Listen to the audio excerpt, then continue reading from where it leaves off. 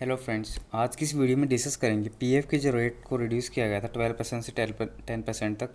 तो उसके regarding EPFO के द्वारा फ्रीक्वेंटली आस्क्ड क्वेश्चन रिलीज़ किए गए हैं, जिसमें मोस्टली जितने भी डाउट्स हैं उनको यहाँ पे क्लियर किया गया है। लॉन्ग लिस्ट ऑफ यहाँ पे कह सकते हैं 15 से 16 फ्रीक्वेंटली आस्क्ड क्वेश्चन को यहाँ पे आंसर किया गया है। सो पहले जो बेसिक क्वेश्चन है उसको यहाँ पे आंसर किया गया। What is the revise rate of EPF contribution announced by the central government under आत्मनिर्भर Bharat package. So under this package, the statutory rate of EPF contribution for both employer and employee has been reduced to 10% of basic wages and DA. यानी कि जो जो यहाँ पे salary की definition होती है बेसिक वेजेस प्लस DA, उसका यहाँ पे पहले 12% कंट्रीब्यूट करना था एम्प्लॉयर के द्वारा और एम्प्लॉय के द्वारा। अब उसके रेट को यहाँ पे 2% से घटा के 10% और 10% कर दिया गया है for all class of establishment covered under the EPF and miscellaneous provisions act 1952। यानी कि जितने भी एस्टेब्लिशमेंट पीएफ एक्ट के अंदर रजिस्टर्ड हैं उनके लिए यहाँ पे जो कंट्रीब्यूशन का रेट है उसको यहाँ पे 10% तक रिड्यूस कर दिया गया है। सो what is the objective of reduction of rate for the PF. So basically जो पीएफ के रेट को रिड्यूस किया गया क्योंकि गवर्नमेंट यहाँ पे लिक्विडिटी जो है मार्केट में मेंटेन करना चाह रही है, और जो रिड्यूस रेट ऑफ पीएफ है ये 4.3 करोड़ एम्प्लॉयज़ और मेंबर्स को बेनिफिट करेगा, और इससे 6 लाख एम्प्लॉयर्स भी बेनिफिट होंगे। So whether any notification has been issued under the EPF and miscellaneous provisions act 1952 for reducing the rate of contributions, if so how can I access the notification. So यहाँ पे doubt आ रहा था कि क्या जो official notification है वो PF act के अंदर इशू कर दिया गया है। अगर इशू कर दिया गया तो उस नोटिफिकेशन को हम कहाँ से डाउनलोड कर सकते हैं। So the notification is already issued SO 1513 dated 18th मई 2020, जो कि जो ऑफिशियल गैजेट ऑफ इंडिया है उसमें यहाँ पे पब्लिश कर दिया गया है। और जो ये नोटिफिकेशन है ये ईपीएफओ की वेबसाइट पे कोविड-19 के टैब के अंदर यहाँ पे आपको मिल जाएगा। So what is the period for which reduce rate of contribution is applicable. So ये जो 10% का रेट है वो 3 महीने के लिए अप्लीकेबल है, मई, जून और जुलाई 2020। सो नेक्स्ट क्वेश्चन यहाँ पे who are eligible for reduce rate of contribution. So यहाँ पे एलिजिबिलिटी के बारे में डिस्कस किया गया है।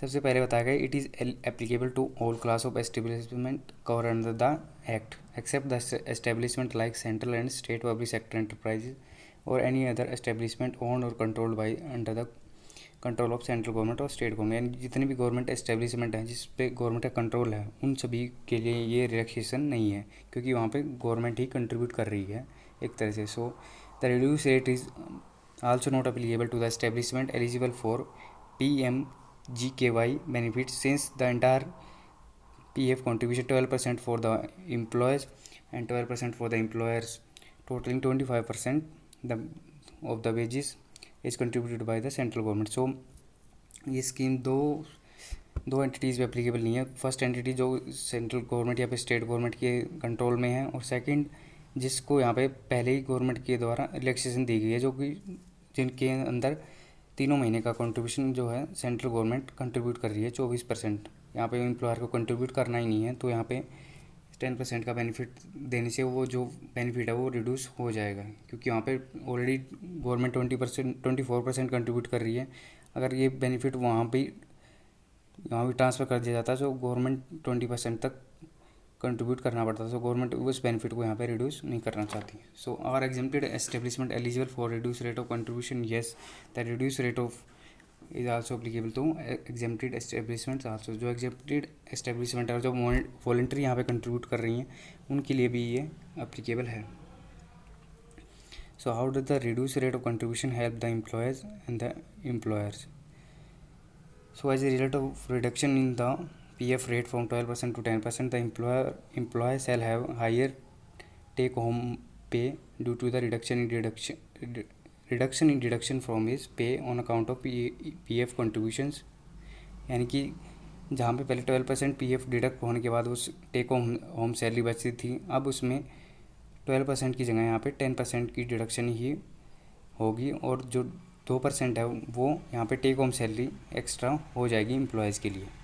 और यहाँ पे एम्प्लॉयर के लिए बताया गया कि employer shall have also have is liability reduce by 2% of the wages of his employ. यानी कि जहाँ पे एम्प्लॉयर को पहले 12% कंट्रीब्यूट करना था सिर्फ और सिर्फ 10% कंट्रीब्यूट करना होगा। If 10,000 the monthly PF wages only 1,000 instead of 1,200 is deducted from the employees wages. यानी कि जहाँ पे अगर 10,000 रुपये PF कंट्रीब्यूशन होता था तो अब only 1,000 instead of 12,000 will be deducted. यानी कि आप जैसे मंथली वेजेस अगर किसी एम्प्लॉय के 10,000 थे तो पहले वहाँ पे 1,200 रुपये PF कटता था, लेकिन अब जो रिड्यूस रेट है उससे 1,000 रुपीज़ ही कटेगा।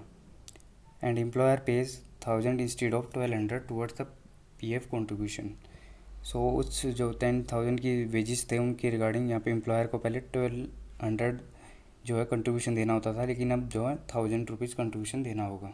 I got salary under cost to company model. Will the reduced rate of contribution from 12% to 10% still benefit me? In cost to company model, if 10,000 is monthly wages, in CTC model the employee gets 200 more directly from the employer as the employer EPF or EPS contribution is reduced and rupees 200 less is deducted from his her wages। यानी कि जो भी similar benefit हमने पहले discuss किया था वही benefit यहाँ पे कोस्ट टू कंपनी में भी मिलेगा। Is the 10% rate of contribution applicable to establishment which get registered with EPF during wages month May, June and July. यानी कि जिन महीनों के अंदर ये स्कीम एक्टिव है तो उन्हीं महीनों के अंदर अगर कोई नई एंटिटी रजिस्टर्ड होती है तो क्या उनको भी ये बेनिफिट मिलेगा। Yes, the establishment covered during the wage month of May to July 2020 will be eligible for reduced rate of eligible remaining period from the date of coverage. So what will be the rate of contribution for administrative charges and insurance? सो जो पहले जो 0.5% charges होते थे उनके अंदर कोई भी change नहीं किया गया, बस जो PF के कंट्रीब्यूशन का रेट होता था उसको 12% से 10% किया गया है। There is no change in the PF admin charges and EDLI contributions. So how is benefit availed? One had to pay at full rate and claim reimbursement later or direct payment at reduced rate can be made। यानी कि पहले ही आपको कम पैसा देना है या फिर आपको बाद में वो रिम्बर्समेंट क्लेम करनी है। सो यहाँ पे बताया गया कि जो भी एम्प्लॉयर हैं उनको 10% यहाँ पे रिड्यूस रेट ही इलेक्ट्रॉनिक चालान के थ्रू ECR में यहाँ पे रेमिट करना है, यहाँ पे कोई भी रिम्बर्समेंट नहीं लेनी। So can the employer and employee pay at a higher rate or the contribution rate of 10% is mandatory। यानी कि जो 10% रेट है वो मैंडेटरी है या फिर वो मिनिमम लेवल है। सो यहाँ पे बताया गया कि जो 10% रेट है वो मिनिमम लेवल है। अगर एम्प्लॉयर और एम्प्लॉय चाहते हैं तो हायर रेट को कंट्रीब्यूट कर सकते हैं। So what is the reduce rate of contribution will impact amount of pension in long run. So यहाँ पे जो EPS के अंदर पेंशन का फंड है उसके अंदर जो फंड ट्रांसफर होते हैं क्या उस पर जो पेंशन का अमाउंट है उस पर भी यहाँ पे फ़र्क पड़ेगा या नहीं पड़ेगा। सो यहाँ पे बताया गया कि जो PF का 12% का पोर्शन होता है उसमें से 8.33% यहाँ पे EPS के अंदर ट्रांसफ़र किया जाता है और उसका मैक्सिमम अमाउंट होता है 15,000। सो यहाँ पे अगर 10% अगर रेट कर दिया गया तो उसका 8.33% वहाँ पे ट्रांसफ़र हो जाएगा और 1.67 है जो वो PF में ट्रांसफ़र हो जाएगा। सो इस तरीके से EPS का जो कंट्रीब्यूशन है 8.33 उस पर कोई भी फ़र्क नहीं पड़ेगा। सो पेंशन के ऊपर कोई इम्पैक्ट नहीं आएगा। Next question, my establishment will not be able to remit dues timely during the scheme period, is it eligible for reduce rate of contribution.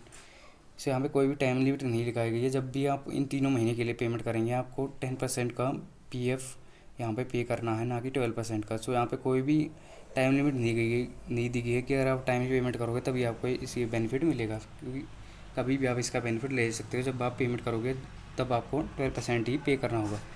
Is the option to contribute at reduce rate available to establishment availing PRM PMY। यानी कि जो subsidy scheme है उसको जो कोई establishment जो entity avail कर रही है, जहाँ पे जो नए टैलेंट को यहाँ पे एंकरेज करने के लिए जो सब्सिडी स्कीम लाई गई थी, अगर वो ऑलरेडी अवेल कर रखी, क्या उनके लिए भी ये स्कीम अवेलेबल है जो रिड्यूस रेट ऑफ कंट्रीब्यूशन ये अवेलेबल है। तो यहाँ पे येस कहा गया।